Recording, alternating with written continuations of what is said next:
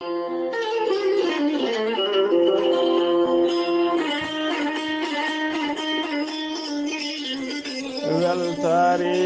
ɓiɓɓe fulɓe andu diine maɗa fedde heblo sukaɓe africa weltare tv takkusan yoni to hayre mbara to hayre lawo to seeno busoɓe to kasga to hayre gollere to babaɓe looti to juude jaabi to fooɗe ilimana to abdallah jeeri to ñaabina to bagodina to feeralla to windinga to haymedat ko on takkusan juulam ha e nder galle ceerno Amadou Tidiane Kane to ha to galle ceerno Amadou Tidiane Kane ha to galle ceerno Mamadou Cissé to fonde ko taari ɗum kala ene jeeya e garɗini kabaruji men to yiiɗi Mauritanie alkamisa hanki o no gasa joyi lewru jolala sembeji leydi Mauritanie mawnini manditare mon wattore duuɓi capanɗe jeegom e goho lawol konde sosa to leydi Sénégal ko wiyete jinne Maymouna ñalawma alkamisa hanki o yillima lycée Malick Sy tawateɗo to Thiés élevaji hewɓe jani toon to leydi Mali imam Mouhammad Dicko holliri tigui wonde ñande aletno gas jeetati e lewru novembre gonɗen ɗu ko baɗo point de presse makko to ACNI e nder Bamako lamorgo leydi to leydi Burkina Faso roko marka Christian Kabouré ɗacci hanki jamma ha yoga e yimɓe ɗani woni sanga 23h30 o waɗi discours makko hollirde ko baɗo wayloji kewɗi e gardina sembeji leydi ɗin ko baɗo kadi wayloji e nder gouvernement makko to leydi Gambie commission vérité réconciliation et réparation ɓe mbeeɗi rapport mabɓe golle mabɓe ɓe mbanno ko fate enquête e wargoji e gueɗe kamtorinoɗe mbaɗanoɗe saaha laamu Yaya Jammeh ɓe mbeeɗi ɗum Adama Barrow hoorejo leydi ndi to leydi Afrique du Sud ko variant delta ko variant kulɓiniɗo ɓurɗo variant delta bonde taw ko coronavirus kañum tigui woni ko feeñi e oɗo saaha joni nder Afrique du Sud bisimilla moon e ketki hotondirte joni piren pacciren. أعوذ بالله من الشيطان الرجيم الذين إذا أصابتهم مصيبة قالوا إنا لله وإنا إليه راجعون sadagallahu lazima ɓatake jamma gonɗaɗo Elhaji Hamidina Ka jettinɗo ɗo wulango ko miñuma duttiɗo Abdourahmani Hamidina Ka to nabbaji siwola ko miñuma duttiɗo Salifa Hamidina Ka e Silla Hamidine Ka wondude e Amadou Hamidina Ka e Djibrila Souleymani Ka e Baroya Hamidina Ka eɓe ndenta eɓe ngullo dendagal bandiraɓe sehilaɓe nabbaji siwollaɓe ko taari ɗum kala jaltugol aduna mawniɓe hen miñiɓe hen biyetenoɗo Hamidina Siley Ka noon e galle mum ɓe gurno ko to leydi France ko ñande aleta ɓennuɗo o yalti aduna to France ko aljuma hande o sanga 16h goski makko yettoto e nder Dakar lamorgo leydi Sénégal aseta janggo o sanga 11h o wireyte to muule to saare gonga ɗe nabbaji siwola dow inde ceerno Habous Diallo hoorejo heblo sukaɓe Afrique en noddi duwawuji men faade dendagal koreji makko e ɓesgu makko kala nde Allah yurmotomo yafomo harnamo aljanna kanko e dendagal mayɓe julɓe kala allahumma amina.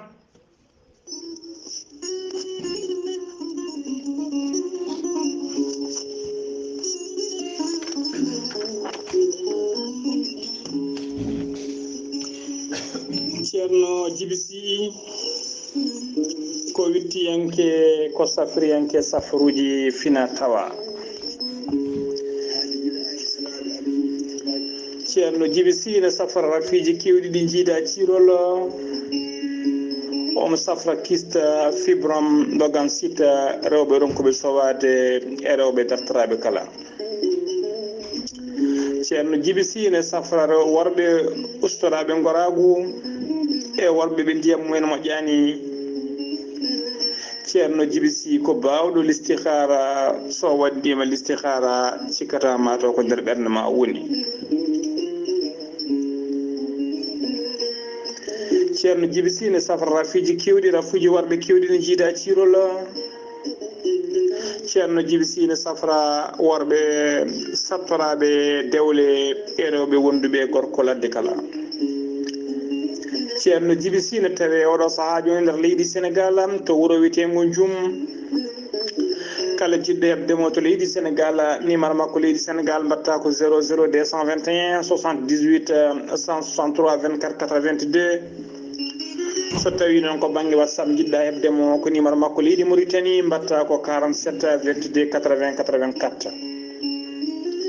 ceerno Djiby Sy ne wiye dendagal Sénégal naaɓe kala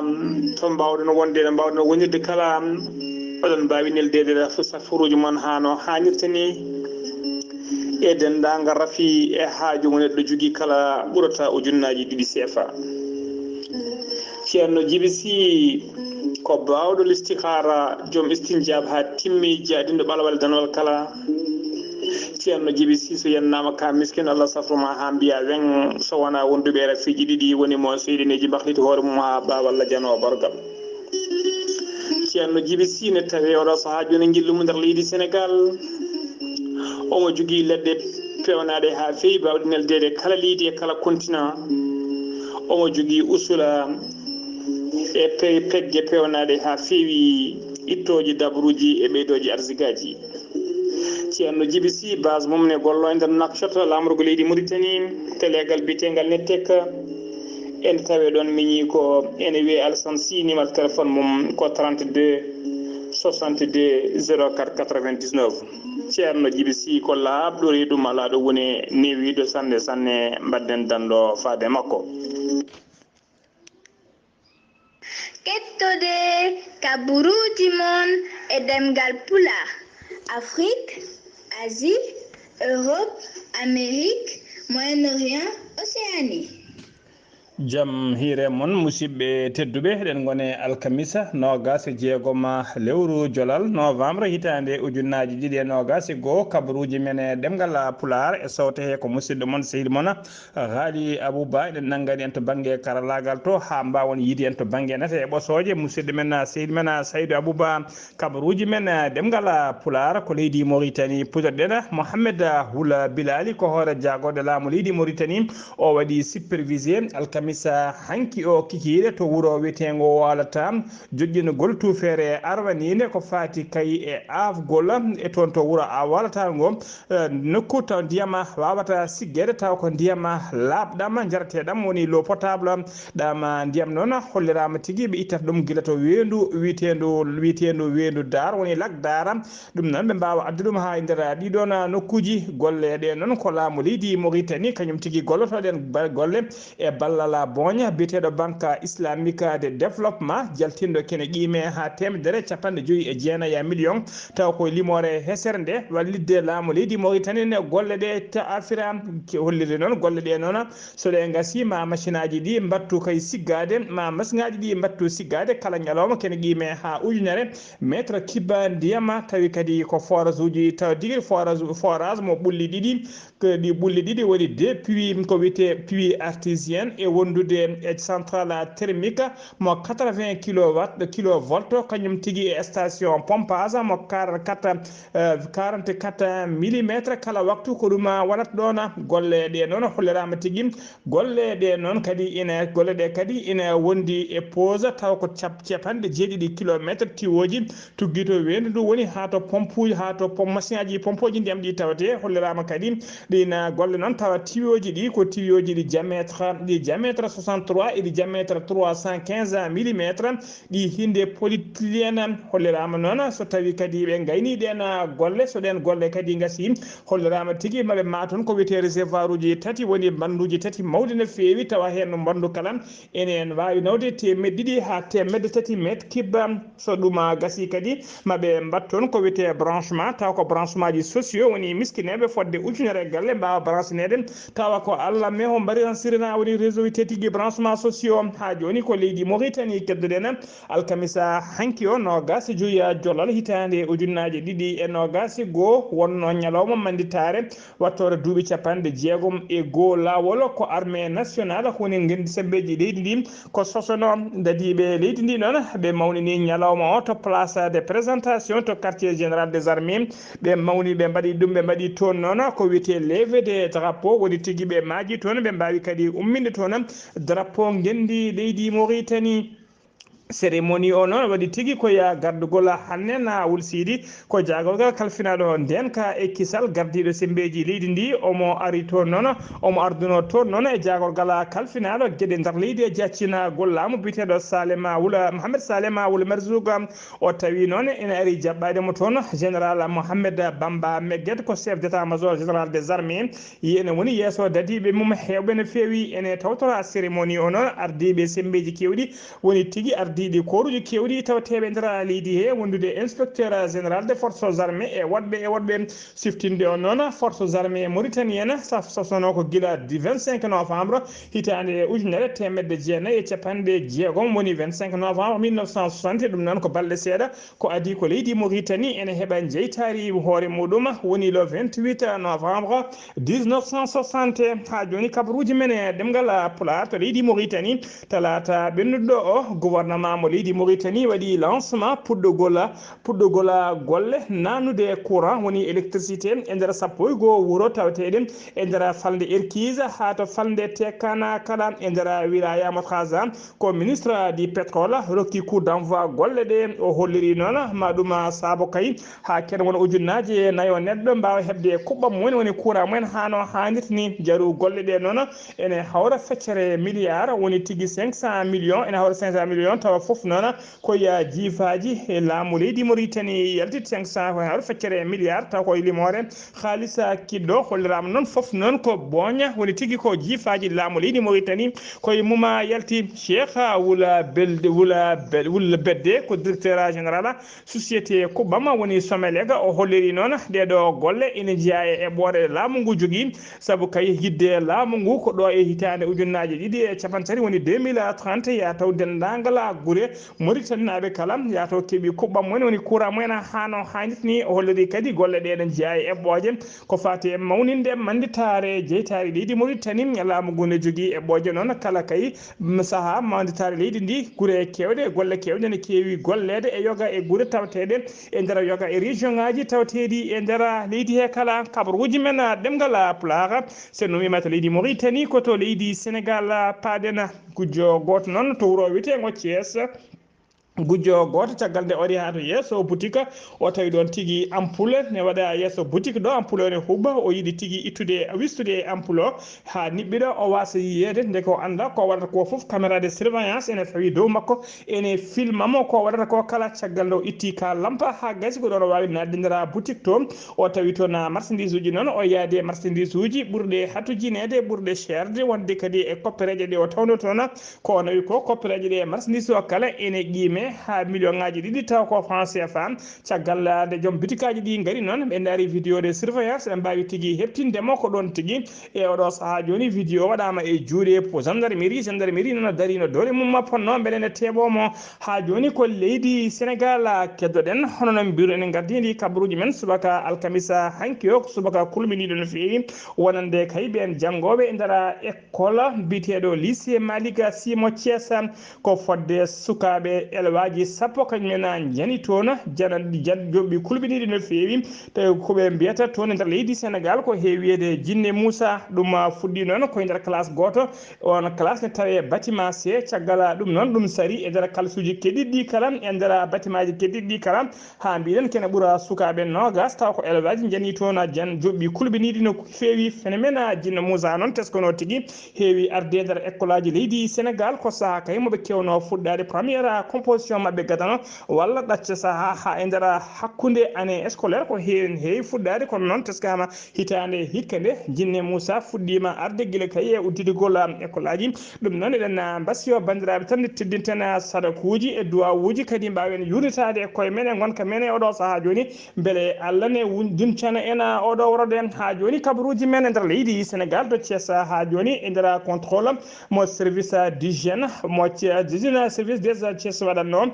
ɓe naati noon e nder jeere taw ko jeere mawde woni marché central mo Thiès ɓe mbawi nangude toon kene qime ha tonuji jeetati marchandise uji ɗi moƴƴani ɗi guila ɗi happu mumen gasi ha e cuytuɗi kala ɗina tonuji jeetati marchandise noon hollirama tigui jaaro mum ɗina marchandise uji noon hollirama tigui jaaro muɗum ene qime ha million ngaji jeegom taw ko franc CFA ha million ngaji jeegom franc CFA ko hollirama e wiide capitaine Idrissa Ndiaye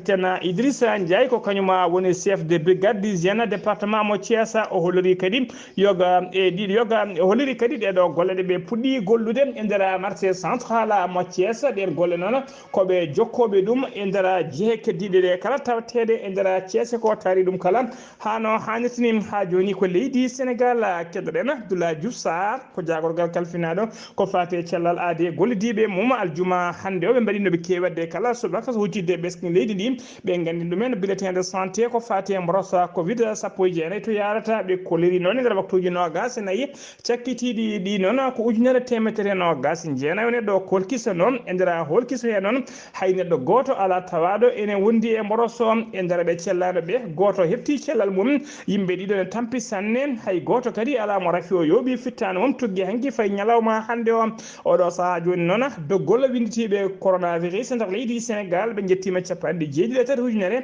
e temedde jeenayyi capanɗe jeeɗiɗo e yimɓe joyo e nder ɓen noon capanɗe jeeɗiɗo e ɗiɗo ujunere e capanɗe jeetato e ɗiɗo keptino cellal men hano hannirta ni dendagal ko hawre ladial tuggi ko refi wonade leydi ndi faade ñalawma hande o koɓe ujunere temedde jeetati capanɗe jeetato e yimɓe joyo jeeɗiɗo ñalawma hande o heddiɓe e juuɗe safroɓe tinnaɓe wonduɓe mboros coronavirus e nder jokli leydi e kala ha joni ko leydi Sénégal keddoɗen yimɓe tambiɓe catala bitengala Fouta Tampi ɓe mbaɗi conférence mabɓe de presse ɓe kuccodiri e jaydiyankoɓe noon ɓe kolliri noon wonde nder conférence he ɓe kolliri ha joni koɓe kalano hanki hecci hanki wonde Macky Sall hoorejo leydi ndi e gouvernement foof ene yeebi ene weltidi Fouta o no fewi ɓe kolliri kadi ɓoyata maɓe ɓamtu golle mabɓe to woni tigui malmen façon mabɓe ɗi mbaɗanno e kala saaha e dille mabɓe ɗi ɓe mbaɗanno e kala saaha hollirde kay mette mabɓe eno Macky Sall jogiri leydi ndi ha tengtino dardata Fouta kañum e gouvernement mum e nder conférence mabɓe hen ɓe kolliri tigui wonde ɓe tengtini wonde biteɗo Fatoumata Ndiaye ko kañum ardino catala Fouta Tampi kañum wonno hoorejo mabɓe wonde kay oɗo saaha joni ɓe diwi ɗum ha laaɓi ɓe jaltini ɗum e catal he caggal kay tumede on e oɗo saaha joni wattidi gotti gollodirde e yimɓe Macky Sall nde wonnoon kay wayli jaɓɓale e oɗo saaha joni ha joni ko leydi Sénégal keddoɗen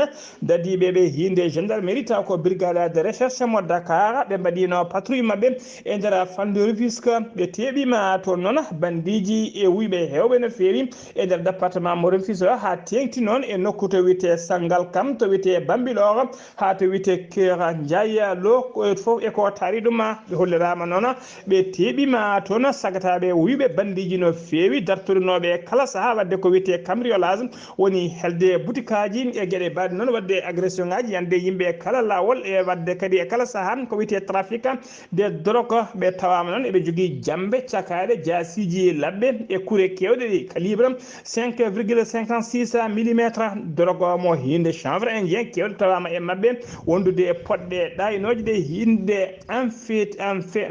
amphétamine tawama e mabɓe kamɓe kala noon guila talata ɓe mbaɗama déféré yesso parquet ɓen toon ɓe paadi visage mabɓe faade kasoji mawɗi ha joni kabaruji men demgal pulara senno mima to leydi Sénégal ko to leydi Mali paaɗen chinois ji tati asannoɓe kanŋe e nder mina tawateɗo e nder falde to wiyete Kouré Mélé tawi noon gondani e yamirore gasgol ngol ramani lawol wondani e yamirore ɓe teɓama guila alkamisa hanki nogas joyiya jolal hitande ujune ɗiɗi e nogas goo siftinde noon kene wona joni yontere Lamina Seydou Traoré ko ministre des mines on noon kene waɗino ministre des mines de l'énergie et de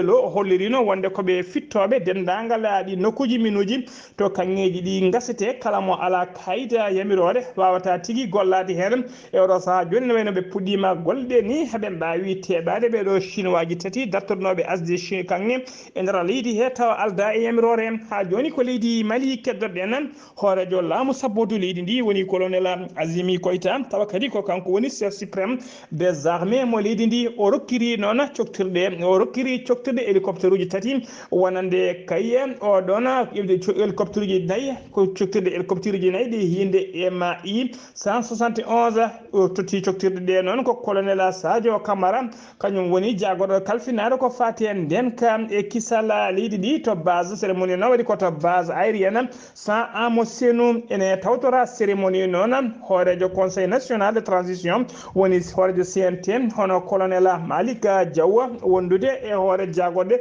leydi ndi cukela koyge may ga e wadde ha joni ko leydi Mali keddoɗena alkamisa hanki o cukela koyga mayga hoore jagorde leydi ndi o ardima batul conseil de cabinet yeso ministre uji kewɗi tobɓe kewɗe noon jewtama toon ko ɓuuri tengtude noon e tobɓe e ɓooje ƴettade toon e oɗo saha joni ko projet de loi ko fati e mahgol université yi tati hen université goto koto Gao université goto koto Sikasso e université goɗɗo ma afe to Tombouctou ha joni kabaruji men demgal Pulaar to leydi Mali ha joni rapport des vérificateurs général halfinaɓe losgoji yurnade e sunnade ko fati e ngaaluji leydi ndi ha tengti noon e tumaɓe borjingol koppereje leydi ɓe mbaɗino tigui jillu mabɓe to boñe biteɗo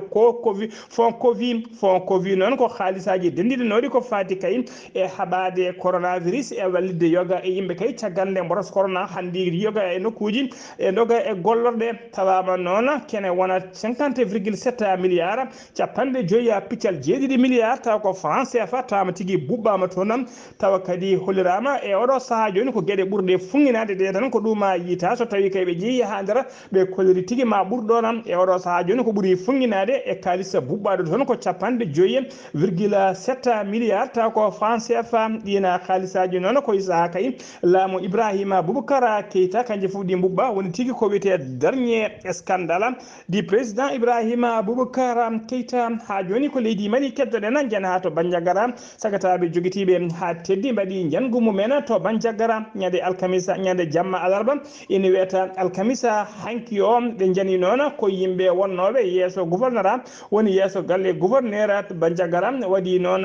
waɗɗani auto gara wuuro ngo bila o noon ko yimɓe nayo mbasi hen pittari mum foof ko jamureɓe foof kadi ko worɓe hen goto ko boucher goto ko chauffeur wondude apprenti mum keddiɗo noon ko commerçant kanko commerçant o noon ko caggal nde janggo ngo waɗima janggo muɗum caggal kay nde boutique makko e duppa e janggo hema janggo mum yimɓe naati e nder boutique he ƴewde bonande nde ko ɗon tigui ɓe jiiti toon goski makko omo sumi hen ha hoñi enen emo huñi toon ha mo huñi hen cumanɗe musɗo no fewi hollirama tigui wonde matériel kewɗo kadi boni e janggo he en duwanima dendagal mayɓeɓe kala nde Allah yurmotoɓe yaafoɓe harnaɓe aljanna Allah artira jaam e nder leydi Mali e ko taari ɗum kala to leydi Burkina Faso paɗen Roch Marc Christian Kabouré hoorejo leydi Burkina Faso o waɗi discours makko alkamisa hanki o jamma kirɗo caggal nde yoga e yimɓe ɗani saabu ko sanga 23h30 o waɗi discours o e nder discours o no holliri tigui wonde omo faami dendagal musalla e caɗele Burkina naɓe foof jogui o nani gulali mumen kode holliri maw addu wayloji kewɗi e nder gardidi ko fati e armé o holliri kadi ɓen taw ko ardinoɓe dadiɓe taw ko dadiɓe waɗanoɓe jangu ñanden ha waɗi mayɓe hewɓe taw ko adi ngun jangu ɓen dadiɓe ko heegue ɗewno nawde ɗumen ala kala caggal nde jonki dañde ko ñaami ha batti raddude dañde ko ñaami holliri ɗon ɓen kala ma ñawore waɗe e dow mumen o holliri kadi ma waɗa waylo e nder gouvernement makko ma waddi koye milité monima ministériel ha joni koye o nder leydi Burkina Faso keddoɗen convoi militaire uji faraysenaɓe fodde capanɗe jeegom werla bloquinoɗo oɗo saaha kala ko ɗum kadi saabi noon ha internet kuppadira leydi he ona convoi noon hollirama tigui ñalawma aljuma hande o wawi ɓoccitade ɗaccitede kay o yalti leydi ndi ha laaɓi oɗo saaha joni o fuɗɗima nadde nder leydi Niger ɓoyata o yetto nokku to fanoto ha joni ko leydi Gambie paɗen commission halfinaɓe wadde enquête crime aji mbaɗanoɗi woni gueɗe kamtorinoɗe wargoji mbaɗanoɗi e saaha laamu Yahya Jammeh gonɗo oɗo saaha joni moltiɗo caggal leydi ɓe mbeeɗi ona commission noon ɓe gayni liggey mabɓe rapport mabɓe ɓe mbeeɗi rapport o Adama Barrow hoorejo leydi ndi ɓe kolliri kadi woni yidde mabɓe ko dendagal ɓen ɓurɓe tengtude ɓe juuɗumen moddi e goɗon wargo e nder enquête o nde mbawata rewnede lawol ñaawe tigui mbawa rewnede lawol ɓe kalani ha inde goto noon kono noon hakkillaji kala enen teedi wonde e nder ko wiyete kono beya luttan damdi woni e nder rapport he ɗum noon mankata hen inde hoorejo leydi ndi tawa kadi ko biyeteɗo Yahya Jammeh ɓe commission noon kalfinaɗo ko fate ɗeɗon golle ko commission o wiyete ko commission vérité réconciliation et réparation woni TRRC rapport o noon hollirama tigui ɓe mbaɗi rapport o ko tuggi hitande ujunere temedde